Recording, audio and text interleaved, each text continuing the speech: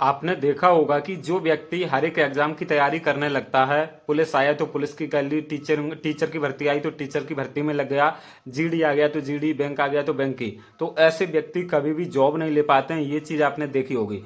और जो कोई व्यक्ति या जो कोई बच्चा किसी एक एग्जाम को टारगेट करता और उसी एग्जाम की तैयारी में लगा रहता, तो जब भी वो एग्जाम होता उसमें उसका सिलेक्शन जरूर हो जाता। तो ये जो मैंने एग्जाम्पल दिया आपको, ये इसलिए दिया कि जो व्यक्ति भटकते रहते हैं इधर उधर, कभी ये एग्जाम वो एग्जाम, उसी तरीके से कभी इस चैनल पे, कभी उस चैनल पे, कभी इस टीचर को पकड़ेंगे, कभी उस टीचर को पकड़ेंगे, कभी ये बुक देखेंगे, वो बुक देखेंगे, तो ये जॉब नहीं लगती, ऐसे कोई गवर्नमेंट जॉब नहीं मिलेगी। यकीन मानो, मैं आपको इसलिए बता रहा हूं क्योंकि अभी आपके पास समय है। अभी सुपर टेट होने में इतना समय है कि आपकी तैयारी हो सकती है अच्छे लेवल की, और हो सकती नहीं, हो जाएगी, जो कि आपका सिलेक्शन कंफर्म कर दे। और अगर ये आपने डिसाइड जल्दी ही नहीं किया कि हमें किस तरीके से पढ़ना है, हमें कहां से पढ़ना है और हमें किस मटेरियल से पढ़ना है, तो यकीन मानो ये 1-2 महीने आपके हाथ से ऐसे फिसल जाएंगे और फिर आप मतलब अपनी तैयारी भी नहीं करोगे, कर ही नहीं पाओगे, क्योंकि टाइम नहीं बचेगा और भर्ती आएगी और निकल जाएगी। तो नमस्ते दोस्तों, मैं अद्विक क्लासेस मैनपुरी के यूट्यूब चैनल पर आप सभी लोगों का स्वागत करता हूं। और अगर कोई नया आया है हमारे चैनल पे, जो पहली बार देख रहे हैं, तो उनको बताना चाहेंगे, मेरा नाम अमित है और मैंने टेट के कुल मिला के 11 एग्जाम्स को क्वालिफाई किया है। ये स्कोर कार्ड हमारा रीट का है, जहाँ पे 127 मार्क्स हमने अचीव किए थे, और जूनियर में भी 100+ है। ये सी टेट का है, ये अभी लेटेस्ट नहीं है, ये 2021 करीब 5 से 6 साल पुराना है। 6 साल से ज़्यादा समय हो चुका उस टाइम का। तो 120 मार्क्स सी टेट में थे प्राइमरी में, जूनियर में भी 102 हैं, और यूपी टेट में भी 116 नंबर आए थे। इसी तरीके से ये रीट का एग्जाम, ये एमपी टेट का है, 108 नंबर हैं। यहाँ पे नेगेटिव मार्किंग भी होती है। ये सी टेट पहला है, ये यहाँ पे देख सकते हो 103 नंबर हैं हमारे। तो इन एग्जाम्स को क्वालिफाई करने के एक्सपीरियंस से मैं बता रहा हूँ कि अगर आप सुपर टेट की तैयारी कर रहे हो तो आप बहुत ही जल्दी डिसाइड कर लो कि कहाँ से पढ़ना, क्या मटेरियल पढ़ना है। तो आज मैं आप सब लोगों के लिए करंट अफेयर की क्लास लेके आया हूँ। ये देख सकते हो, ये मैंने आपका चार्ट पेपर तैयार किया है। तो ये जो चार्ट नोट बनाया आपके लिए आज का है लेटेस्ट, और इस पे 40 क्वेश्चन हमने लिखे हैं, जबकि ये करंट अफेयर का आपके लिए दूसरा चार्ट पेपर है। इससे पहले मैंने करंट अफेयर का ये बनाया था, इसमें करीब 50 क्वेश्चंस के आसपास लिखे थे। तो इसी तरीके से हम आपको चार्ट नोट्स बना के देंगे, सुपर टेट होगा तब तक हमारा ये जो है ना, ये करंट अफेयर है, 20 नंबर का आता है और 10 नंबर की स्टैटिक जीके आती है। 30 नंबर का ये जो पार्ट है, ये 1 महीने में खत्म कर देंगे हम। ये 1 महीने में सुपर टेट के लिए करंट अफेयर यहाँ से खत्म हो जाएगा। ये 2 चार्ट बन गए, ऐसे 20 चार्ट बनेंगे, खत्म करंट अफेयर। और ये आपका जीवन कौशल के लिए बनाया है हमने चार्ट, और नोट्स भी बना रहे हैं, सब कुछ आप लोगों के लिए तैयार कर रहे हैं। बाकी जिन्होंने सुपर टेट में पढ़ा उनको पता ही होगा, हमने इतने ये सारे चार्ट बना के दिए थे उनको। तो यहाँ से बहुत सारे क्वेश्चन आए, क्योंकि यहाँ पे सब इंपॉर्टेंट चीजें मैंने उनको दी थी। तो ये जो 40 क्वेश्चन है करंट अफेयर के, इनको करते हैं उससे पहले हम आपको बता दें, देखो ये सब चार्ट कंप्लीट चार्ट है ना, तो ऐसे बहुत ज्यादा हेल्प मिली सभी बच्चों को। इसी तरीके से सुपर टेट में भी आपको मिलने वाली है, बिल्कुल टेंशन मत लीजिएगा।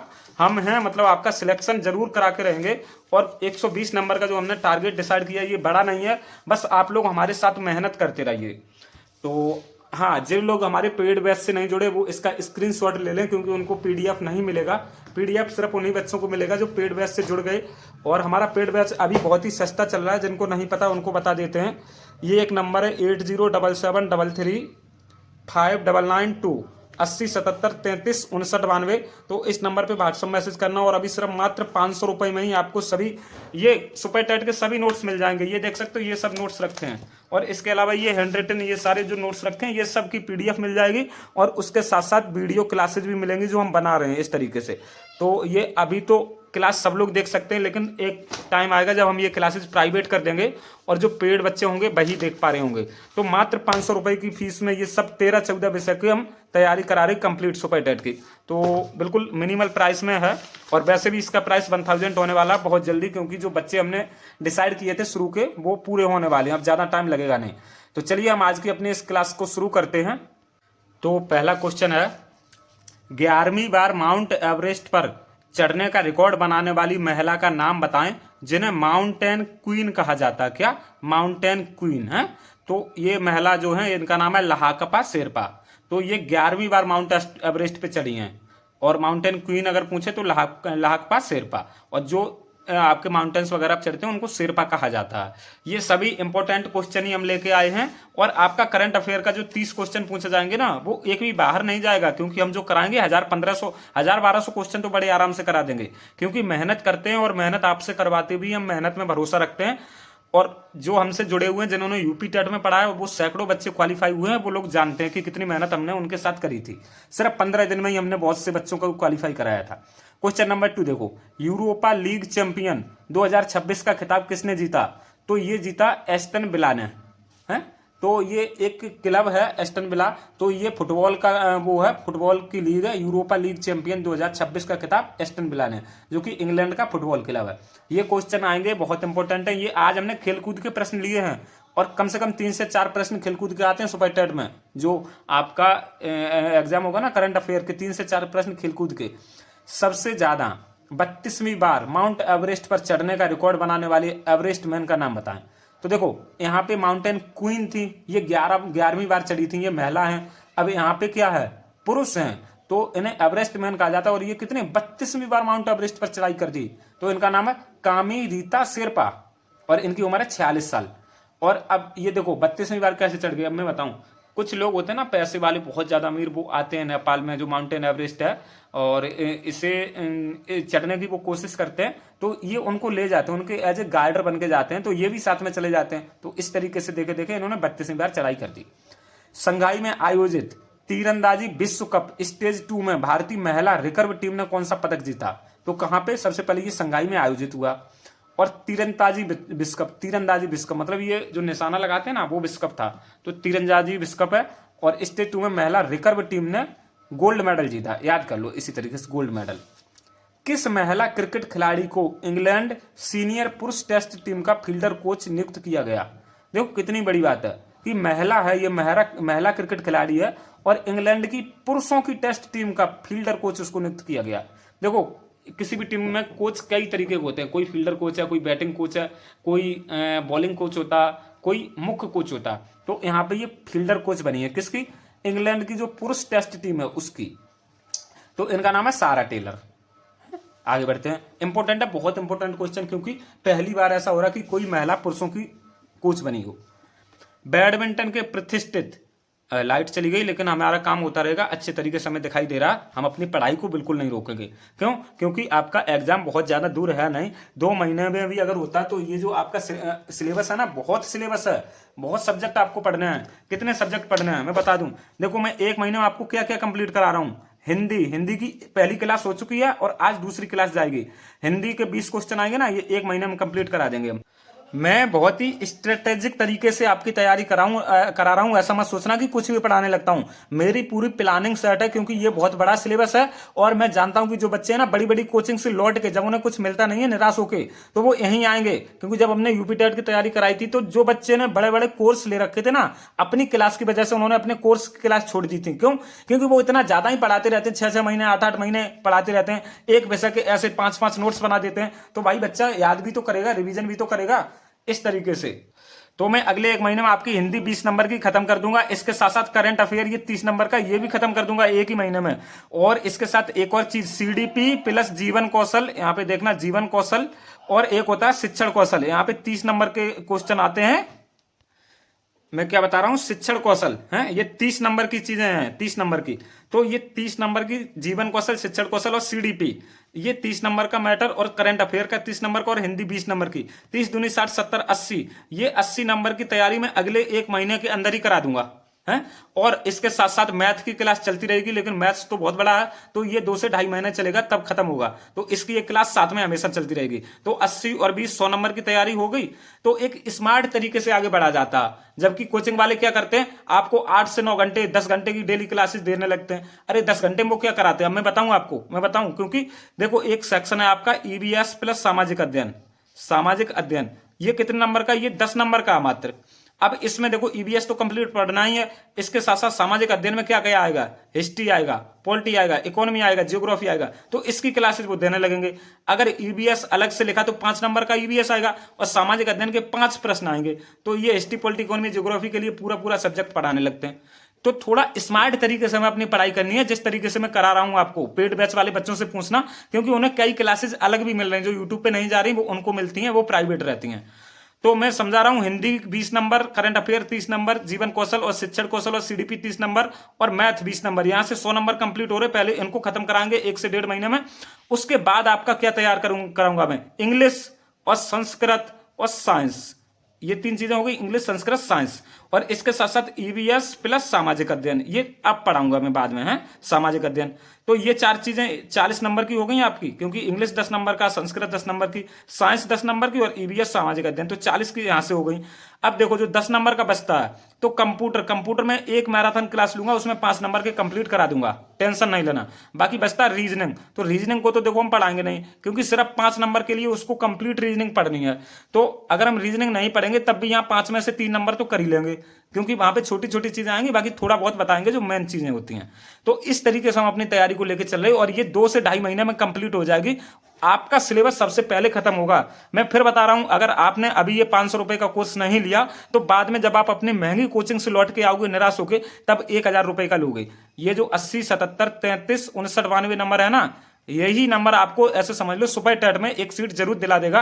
क्योंकि यहाँ पे जो मेहनत होती है ना, ऐसी मेहनत होती है कोई नहीं लिख सकता। ऐसी 30-35 चार्ट हमने 15 दिनों में बना दिए थे, कोई नहीं लिख पाएगा, मुझे पता, मेहनत लगती है इनमें। ये सुपर टेट की आज आपकी तीसरी चार्ट है, एक जीवन कौशल की और दूसरी करंट अफेयर की।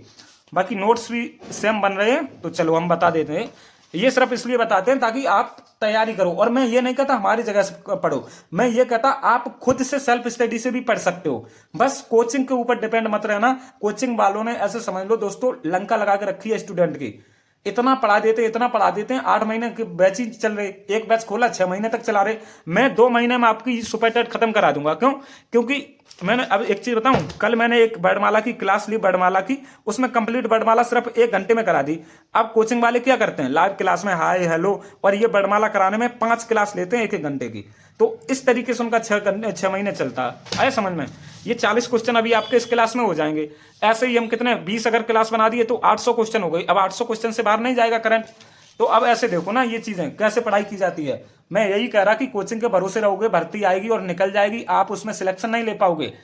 जो सिलेक्शन लेते हैं वो या तो सेल्फ स्टडी किए हुए होते हैं या फिर वो किताबों से पढ़ते हैं। हमारे पास यकीन मानो दोस्तों इतनी किताबें रखी हैं, ये सुपर टेट है ना, बिल्कुल उंगलियों पे याद है कि कहां से क्या कुछ चीजें आने वाली हैं, सिलेबस क्या है। तो तभी सिलेक्शन होता है। किताबों से पढ़ो या फिर कोई ऐसा व्यक्ति का चुनाव करो जो वास्तव में आपको पढ़ाई कराता हो। ये जो ऑनलाइन कोचिंग के भरोसे रहोगे ना आप, ये जो बड़ी बड़ी कोचिंग है, ये सब आपका टाइम पास करती हैं। और ये आपको तब पता चलेगा जब सुपर टेट आपसे निकलेगा, क्योंकि अभी तक आपसे कई सारे एग्जाम आए होंगे और देखते देखते आपकी आंखों के सामने से निकल गए होंगे। तो मैं क्या बता रहा, ये खेल कूद के 40 क्वेश्चन है, बहुत इंपॉर्टेंट है, और इसी तरीके से हम पढ़ेंगे। तो महिलाओं में तो 11वीं बार एवरेस्ट पे चढ़ाई की किसने, लाकपा शेरपा ने। यूरोपा लीग चैंपियन का विजेता कौन बना, एस्टन विला बना। और 32वीं बार माउंट एवरेस्ट पर चढ़ने का रिकॉर्ड किसने बनाया, कामी रीता शेरपा ने, और इन्हें माउंटेन मैन भी कहा जाता।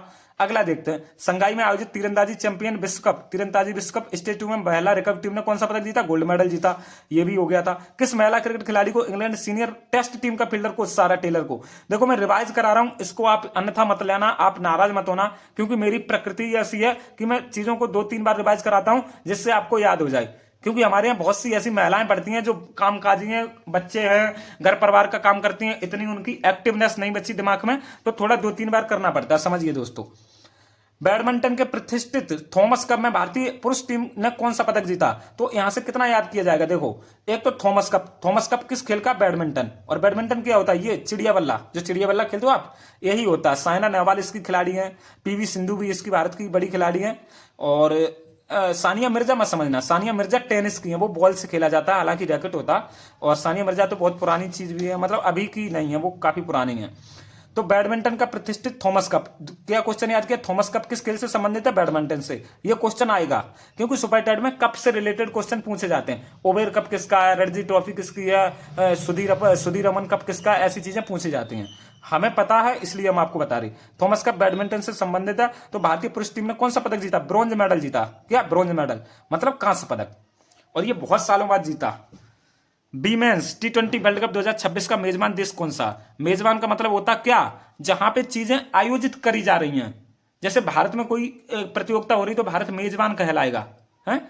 तो ये सब ऐसी चीजें बताते हैं हम, क्योंकि बहुत से बच्चों को नहीं पता होगा, क्योंकि सुपर टेट की तैयारी करने वाले बच्चों ने बहुत ही कम करंट पढ़ा है।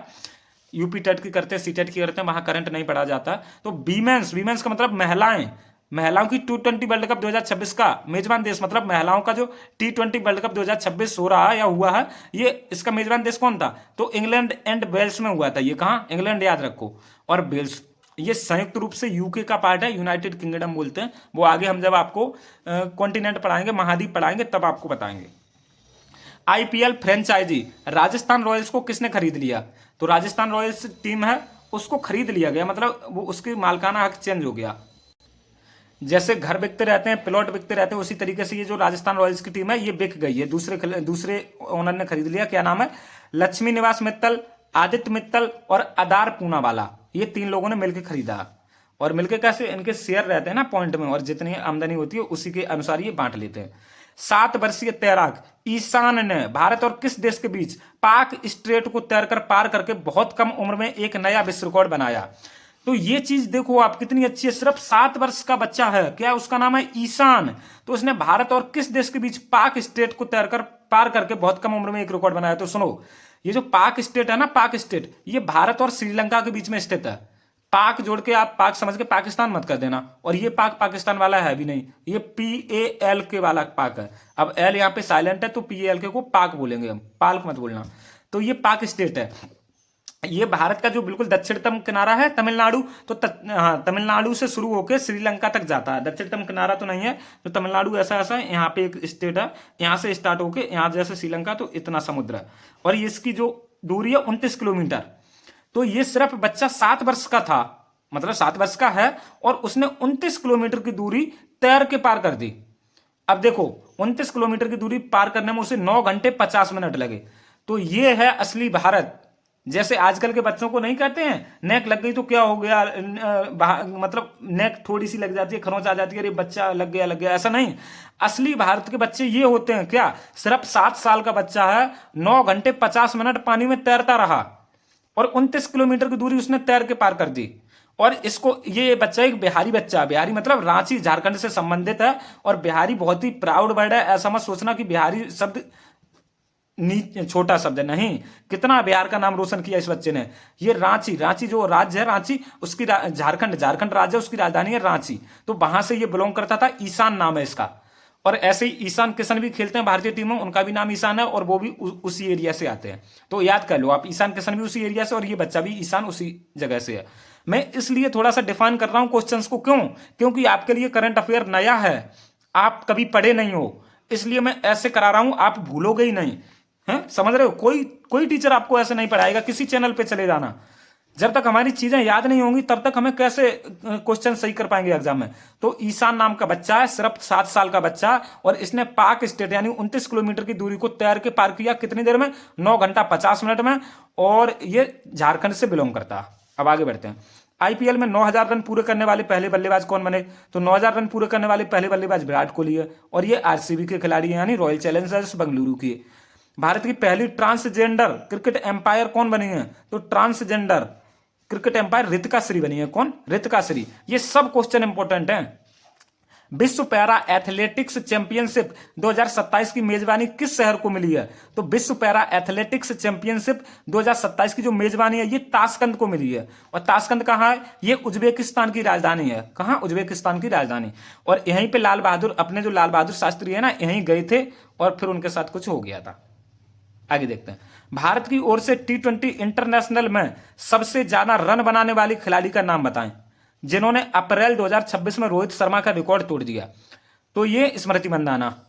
अब ये देखो महिलाएं कितना आगे बढ़ रही हैं, कितनी प्राउड वाली बात है कि पुरुष टीम इतने मैच खेलती है, महिला टीम को तो उसके आधे मैच भी नहीं मिलते खेलने को।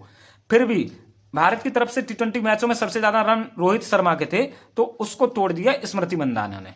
और स्मृति मंदाना आरसीबी यानी रॉयल चैलेंजर्स बेंगलुरु की कप्तान है, महिलाओं की तरफ से। पुरुष की तरफ से नहीं, पुरुष की तरफ से रजत पाटीदार है।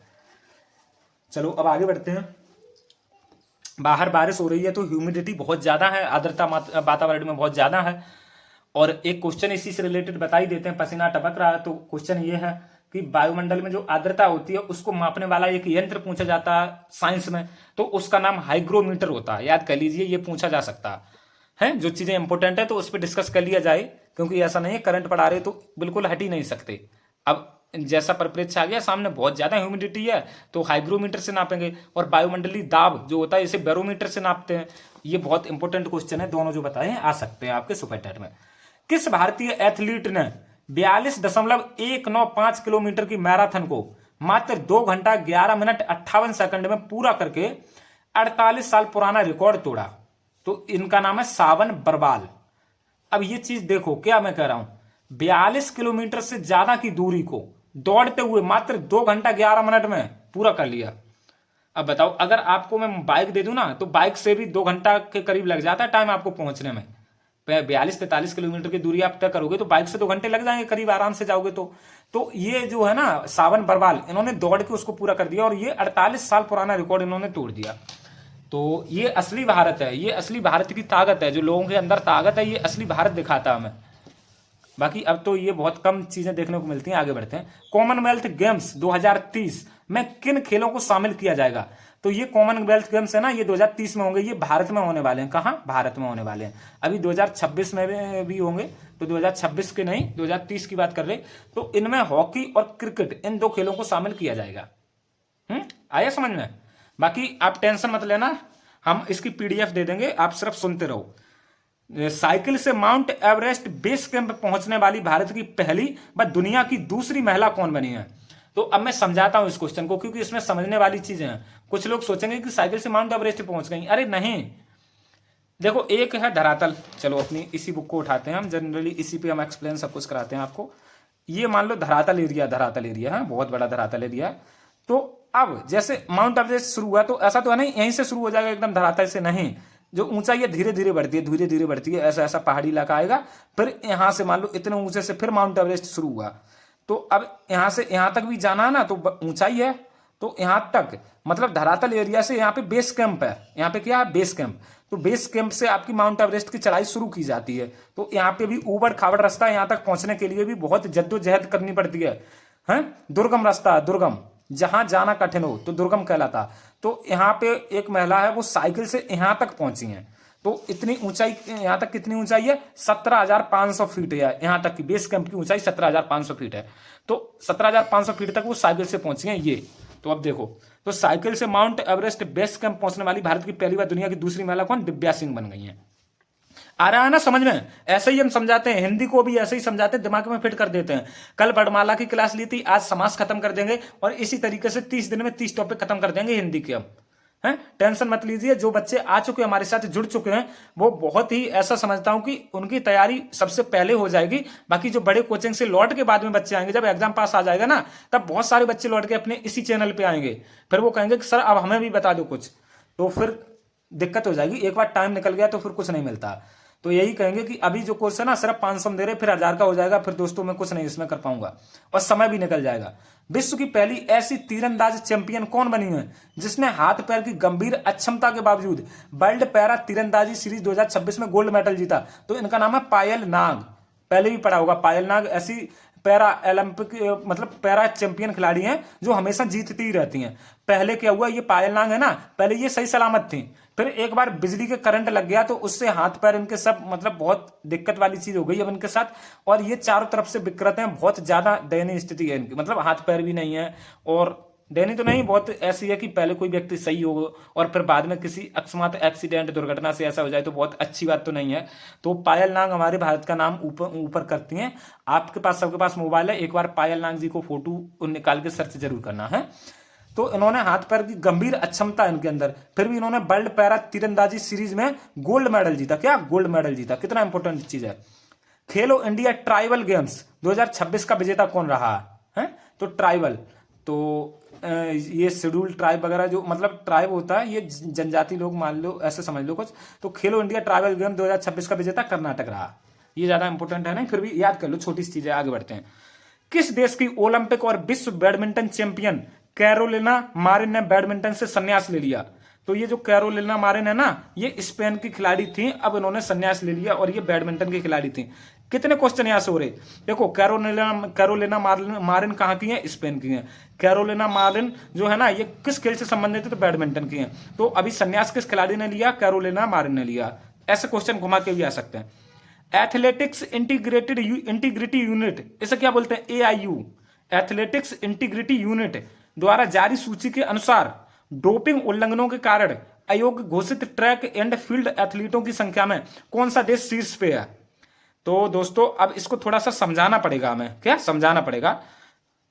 तो करंट अफेयर ये है ना कि कोई टीचर समझाता नहीं है, सिर्फ क्वेश्चन का आंसर पढ़ते हुए निकल जाता है, इसीलिए आप लोग याद नहीं कर पाते। अब मैं देखो इस क्वेश्चन को समझा दूं, आप भूलोगे नहीं। तो हुआ क्या, वो है आपकी एक संस्था है, तो वो क्या करती है, जो खिलाड़ी खेलते हैं ना, कोई भी खिलाड़ी हो, तीरंदाज हो या एथलेटिक्स हो, दौड़ वाला हो, तो इनके सैंपल लिए जाते हैं कि कहीं किसी खिलाड़ी ने कोई दवा तो नहीं ले ली। और दवा क्यों, क्योंकि इस दुनिया में बहुत सारी ऐसी दवाएं हैं जिनको अगर सेवन कर लिया तो आपके शरीर में दर्द वगैरह कुछ पता ही नहीं चलेगा, या वो शरीर की ताकत बढ़ा देंगी। तो जैसे है ना, जैसे फौज वगैरह पुलिस की अगर दौड़ लगाते हैं ना, तो कई बच्चे दवा ले लेते हैं, फिर उनकी दौड़ आराम से लग जाती है। क्यों, क्योंकि वो नशे में, दवा के नशे की वजह से उन्हें वो होता है ना, दर्द नहीं मालूम पड़ता, फिर वो एकदम दौड़ते चले जाते हैं, समझ रहे हो। तो ऐसी एक एजेंसी है, डोपिंग वो करती है। हालांकि ये चीजें प्रतिबंधित हैं, गलत चीजें हैं और पकड़े जाने पे दिक्कत भी हो जाती है। तो ऐसी जो है ना, कोई खिलाड़ी दवा तो नहीं खा के खेल रहा है, जैसे कोई एथलेटिक्स से दौड़ने वाली चीज दवा खा के खेलेगा तो वो यकीनन बहुत तेज दौड़ लेगा, उसको शरीर में वो नहीं मालूम पड़ेगा।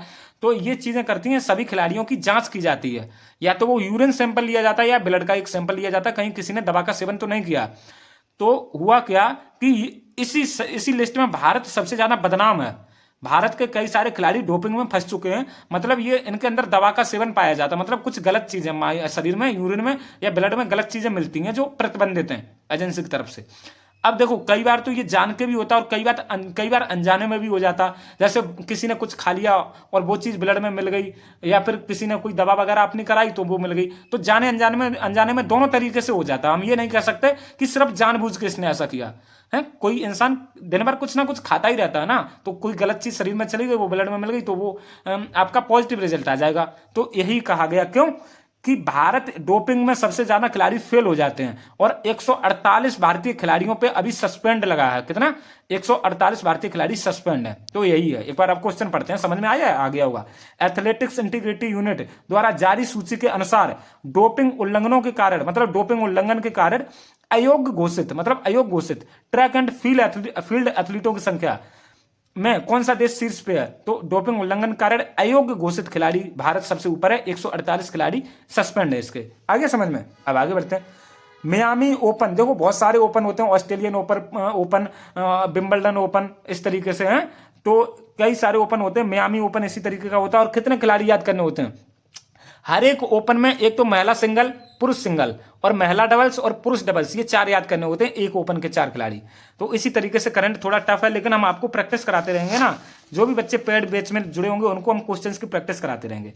मियामी ओपन 2026 का पुरुष एकल का खिताब किस खिलाड़ी ने जीता, तो ये यानिक सिनर ने जीता, ये इटली के हैं। आगे बढ़ते हैं। मियामी ओपन 2026 का महिला एकल का खिताब किस खिलाड़ी ने जीता, ये आर्याना सबलेंका ने जीता, और ये बेलारूस की हैं। और ये मियामी ओपन, ये आर्याना सबलेंका ने दूसरी बार जीता है। खिलाड़ी की जो है ना, खिलाड़ी से संबंधित देश भी पूछ लेते हैं। यानिक सिनर इटली के, आर्याना सबलेंका बेलारूस की हैं। कोलकाता नाइट राइडर्स, जैसे केकेआर भी बोलते हैं ना, ये आईपीएल की फ्रेंचाइजी है।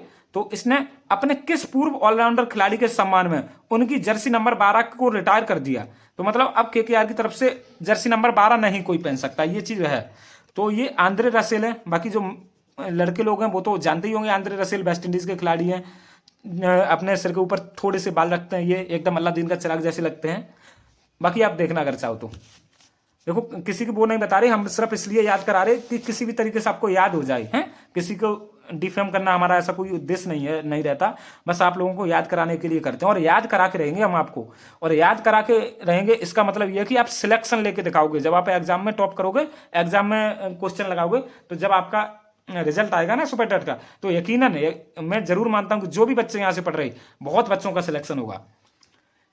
भारतीय टीम ने किस टीम को हराकर, लाइट आ गई, चलो बहुत अच्छा।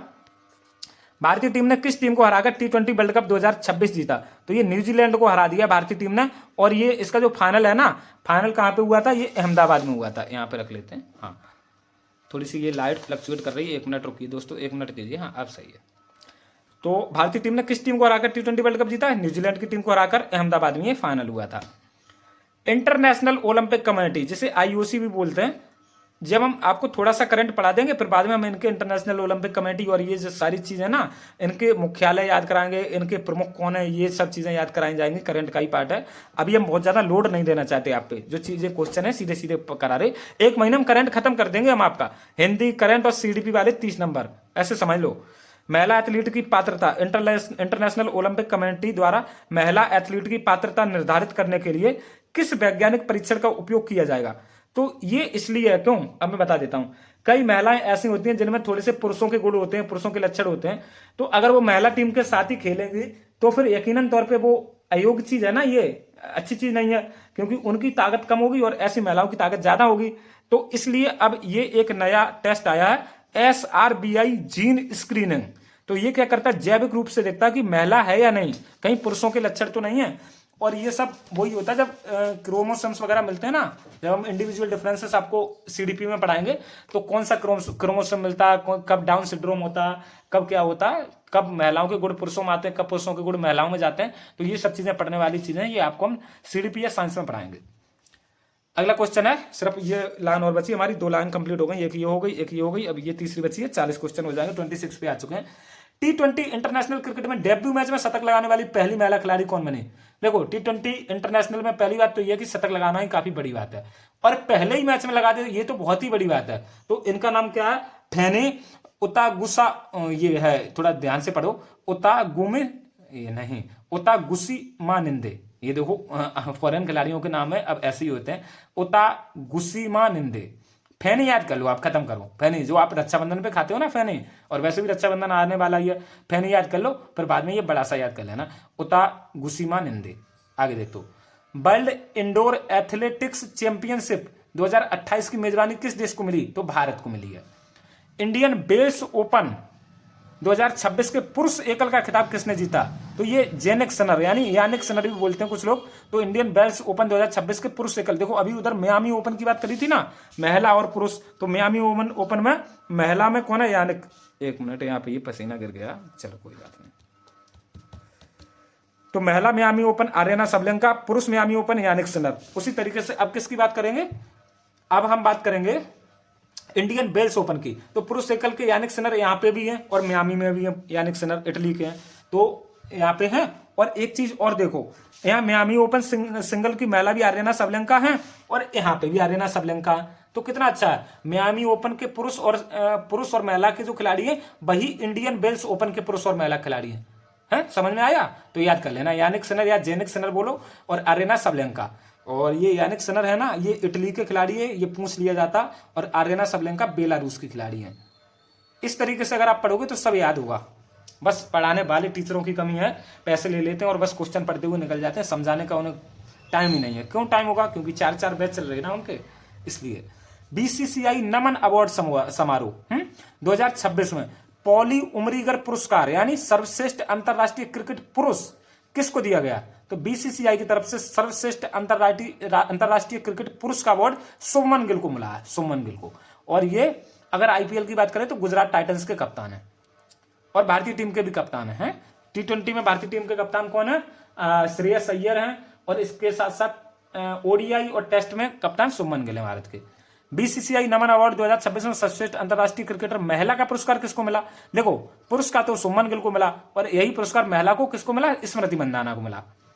World para athletics grand pics 2026 में पुरुषों की हाई जंप T63 श्रेणी में गोल्ड मेडल किसने जीता? तो ये शैलेश कुमार ने जीता। आगे बढ़ते हैं। ऑस्ट्रेलियाई ग्रांड पिक्स 2026 का फॉर्मूला 1 खिताब किसने जीता? तो ये ग्रांड पिक्स होती है ना, बहुत सारी होती हैं, अभी हम आपको ऑस्ट्रेलिया ग्रांड पिक्स की याद करा रहे। तो ये जॉर्ज रसेल ने जीता, जॉर्ज रसेल। और ये किसके ड्राइवर है? तो ये मर्सिडीज के ड्राइवर हैं, जॉर्ज रसेल। अगर ऑस्ट्रेलिया ग्रांड पिक्स 2026 की बात करी जाए, किसने जीता? जॉर्ज रसेल ने, मर्सिडीज के ड्राइवर। फॉर्मूला 1 चैंपियनशिप है। रणजी ट्रॉफी 2025-26 का खिताब किसने जीता? तो ये जम्मू कश्मीर ने जीता। रणजी ट्रॉफी है, ये क्रिकेट से संबंधित है। जम्मू कश्मीर ने खिताब जीत लिया, पहली बार जम्मू कश्मीर ने जीता। मुंबई बहुत बार जीतती है। अंतरराष्ट्रीय पैरालंपिक समिति IPC ने किन देशों से प्रतिबंध हटा दिया? तो दोस्तों अंतरराष्ट्रीय पैरालंपिक समिति है ना, इसने रूस और बेलारूस पे जो प्रतिबंध लगे थे उनको हटा दिया। ये उस समय की बात है, कब की, जब यूक्रेन और रूस के बीच में युद्ध चल रहा था ना, तो अमेरिका के दबाव में आके सभी संस्थाओं ने रूस को बैन कर दिया था, है। तो उसी टाइम जो अंतरराष्ट्रीय पैरालंपिक समिति है ना, आईपीसी, इसने रूस पे बैन लगा दिया था कि आप शामिल नहीं हो सकते। अब ये सब चीजें हट गई हैं, मतलब डाउन हो गई, तो अब रूस और बेलारूस पे ये जो प्रतिबंध है ना, ये हट गया। अब उनके खिलाड़ी भाग ले सकते हैं। अगला देखते हैं, FIDE free style world championship का खिताब किसने जीता? तो FIDE free style world championship, ये चैंपियनशिप का नाम है इतना बड़ा। तो FIDE free style world championship का खिताब है ना, ये मैग्नस कार्लसन ने जीता, और ये नॉर्वे के चेस प्लेयर हैं, और ये बहुत बड़े चेस के खिलाड़ी हैं, शतरंज के खिलाड़ी। बाकी भारत की तरफ से विश्वनाथन आनंद बहुत बड़े थे, ठीक है। आगे देखते हैं, T20 क्रिकेट में 700 विकेट का आंकड़ा छूने वाले पहले गेंदबाज कौन बने? तो T20 क्रिकेट में 700 विकेट लेने वाले पहले गेंदबाज राशिद खान बन गए हैं, और ये अफगानिस्तान के गेंदबाज हैं। अब 2-3 क्वेश्चन और बच्चे, खत्म करते हैं। फीफा वर्ल्ड कप के लिए क्वालिफाई करने वाला जनसंख्या के हिसाब से सबसे छोटा देश कौन है? तो इसका नाम है कुराकाओ, और ये वेनेजुएला के पास स्थित है, वेनेजुएला के पास। तो फीफा वर्ल्ड कप के लिए क्वालिफाई करने वाला जनसंख्या के हिसाब से सबसे छोटा देश है कुराकाओ। और भारत में 150 करोड़ से ज्यादा लोगों की जनसंख्या, फिर भी फीफा विश्व कप में नहीं पहुंच पाता। शीतकालीन ओलंपिक 2026 कहां आयोजित हुए? तो इनको विंटर ओलंपिक भी बोलते हैं, ये इटली में आयोजित हुए। अब लास्ट क्वेश्चन है, वीमेंस प्रीमियम लीग यानी WPL world women's premium league 2026 की विजेता टीम कौन रही? तो आईपीएल की वीमेंस प्रीमियम लीग यानी आईपीएल की वीमेंस टीम यानी लड़कियों वाली टीम जो जीती है वो आरसीबी रही है, और इसने दिल्ली को हरा के ये टाइटल जीता, और इसकी ऑरेंज कैप स्मृति मंदाना को मिली है। ये कहां से? ये आरसीबी की कप्तान है, मतलब ये सबसे ज्यादा जो सबसे ज्यादा रन बनाता है उसको ऑरेंज कैप मिलती है, सबसे ज्यादा विकेट लेता है उसको पर्पल कैप मिलती है। तो पर्पल कैप मिली है सोफी डिवाइन को। तो ये इस तरीके का आज का हमारा सेशन रहा। देखो टाइम लगता है, यकीनन मैं मानता हूं टाइम लग जाता, लेकिन मैं चीजों को एक्सप्लेन करता हूं, मैं आपको याद कराने की कोशिश करता हूं, इसलिए टाइम लग जाता। मैं आप और लोगों की तरह हाय हेलो या और कोई बात तो नहीं करता, क्योंकि लाइव क्लास में समय पढ़ाई कम होती है और बातें ज्यादा होती हैं। ये रिकॉर्डेड क्लास है, यकीन मानो दोस्तों, जब आप सुपर टेट देके आओगे तो यहां से ही क्वेश्चन आएंगे। तो एक बार फिर से बताना चाहेंगे, ये नंबर है 8077335992। अभी मात्र 500 रुपए में सिलेक्टेड बच्चों के लिए है, मतलब अभी चल रहा 500 का, बाकी इसका प्राइस बढ़ेगा यकीनन। अभी आप ले सकते हो, इस नंबर पे व्हाट्सअप कर दो, आपको बैच मिल जाएगा। ऐसे सभी चार्ट तैयार कर देंगे हम आपके लिए, हैं। और ये नोट्स जो है ना, ये नोट्स भी तैयार कर रहे हैं आपके लिए। बाकी ये सब नोट्स तैयार हैं, ये सब हैंड रिटन PDF भी दे देंगे। चलिए आज के इस वीडियो में इतना ही, फिर मिलते हैं, तब तक के लिए धन्यवाद।